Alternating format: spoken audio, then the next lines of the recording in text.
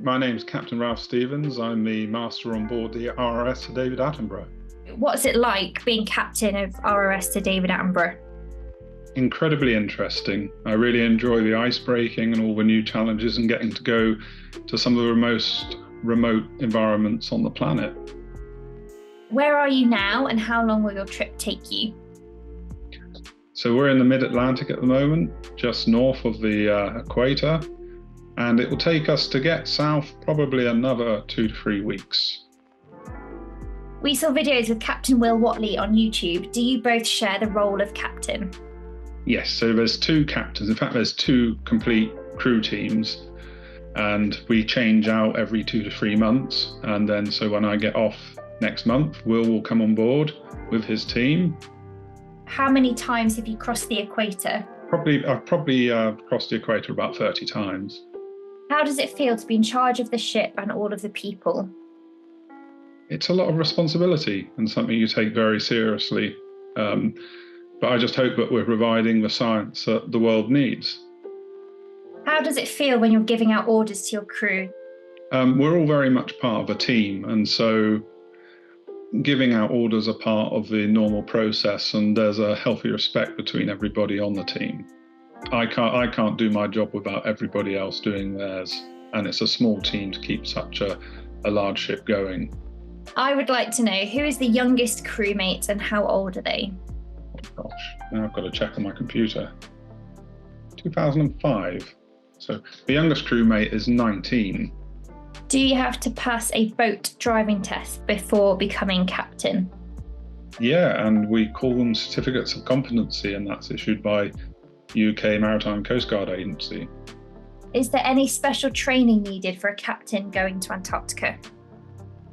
So only recently has there actually been polar training programs. However, a lot of what we've learned is knowledge passed down through the experienced captains, and in turn we again do the same, and it takes years for us to get that kind of experience moving through the ranks. What's the most mentally challenging aspect of your work?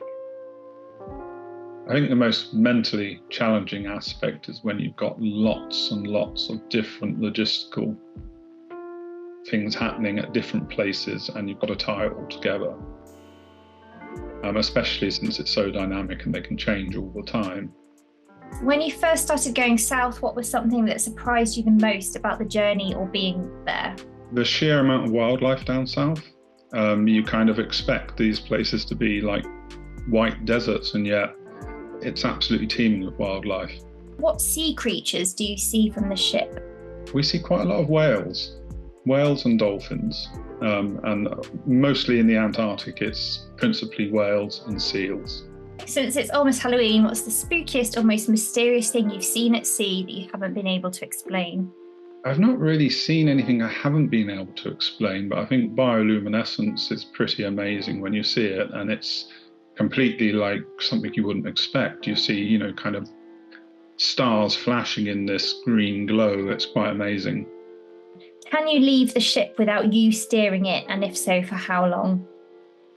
So I don't steer it personally unless we're manoeuvring in port or I'm undertaking a manoeuvre at sea.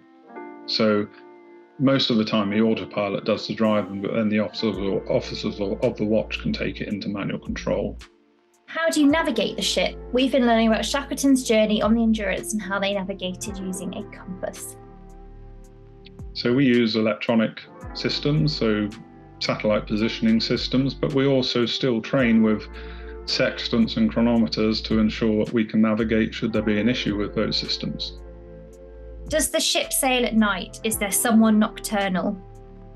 So 24 hours a day, we have an officer and a lookout on the bridge at all times, and for most of the time at sea, it's actually the autopilot driving, so that's doing the steering, and then when we go in port, we'll have a helmsman on the wheel. How does the night sky look in the middle of the ocean? There's a lot of light pollution where I live, so I don't get to see many stars. Absolutely amazing. So when it's cloudless and there's not the light pollution, you can really clearly see the Milky Way. In fact, we've just been looking at the comet. How easy is it to manoeuvre a mighty vessel of that huge proportion when docking? On this ship, we've got a lot of thruster power, and actually the systems we have, she's incredibly maneuverable. But you always have to have a lot in your head, and the actual response time to when you change something to when it actually reacts can be quite delayed, and so you're always thinking ahead of yourself. What happens if people are unwell when they're on the ship? So we've got a hospital, and it's got the main surgery and also a ward with 2 beds, and there's a doctor on board the ship who looks after people. Do you get seasick? No, but I used to get quite tired. In fact, when the ship's moving around a lot, particularly if you're working at a computer, you have to take time to look at the horizon. But most people who have been on for some time don't get seasick, but they will find they get tired. How big are the waves that you see? They vary. They can be quite small, and then even 10, 15 meters in some cases. So it's quite rare, and we have to take special action to, look after the ship in those conditions. Will you experience swells on this trip? And if so, how big do they get, and do you find them scary? Well, so far this trip, it's peaked at 4 meters, but at the moment we've got just under 2 meters swell, and the anti-roll system tends to make it a lot more comfortable than it would be without.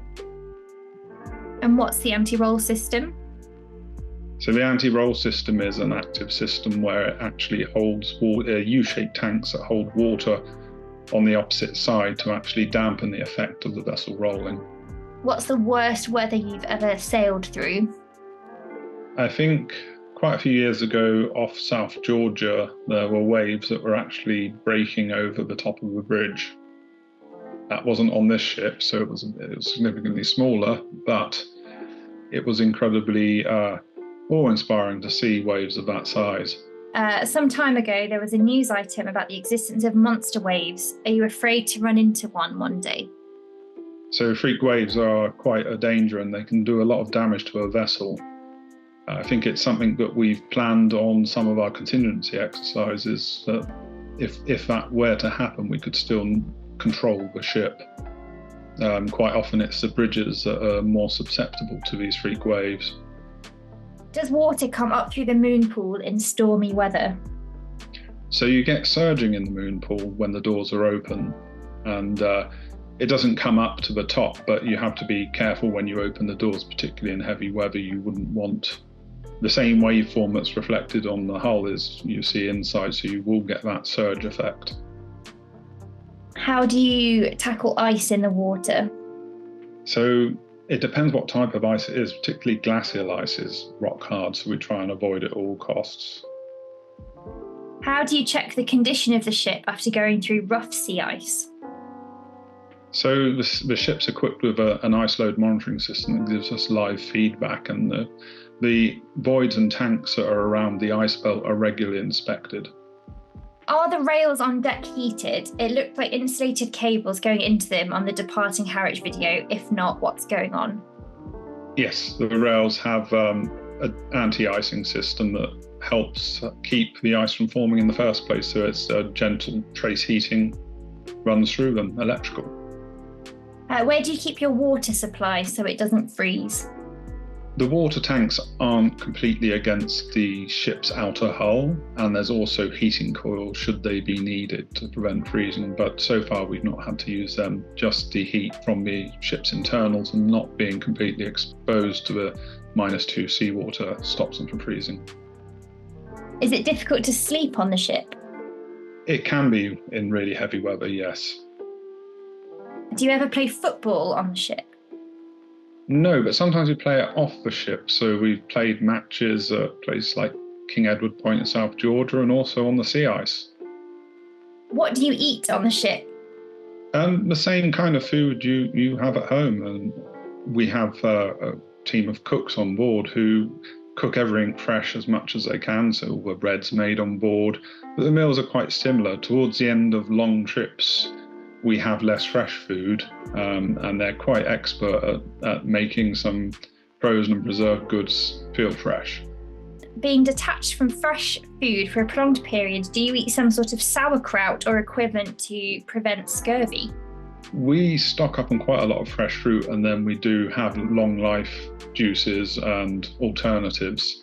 In fact, some of the frozen vegetables are frozen so soon after they're picked that actually they contain quite a lot of vitamins, so we don't have to do anything special, although we do have sauerkraut and kimchi. What is your favourite biscuit to go with your cup of tea, and have you packed enough? Oh, well, I think probably a chocolate digestive, and we have stocked up on those, although just lately we've been trying Tim Tams from, I think it's from Australia, and they're a very good biscuit. If you weren't a captain of a ship, what job would you like to have? Probably something creative. I think some of the happiest people in the world are artisans, and I think being able to create something wonderful like that is quite interesting. Does your life at sea ever feel like a movie? Are there moments that remind you of an adventurous story or film plot like those of Jack Sparrow? What's the most cinematic experience you've had while sailing? I wouldn't say like a movie, but I don't think anyone ever sees it as that at the time, but certainly seeing some pretty amazing environments, especially where everything you see is made of water in all its different forms, can be quite amazing.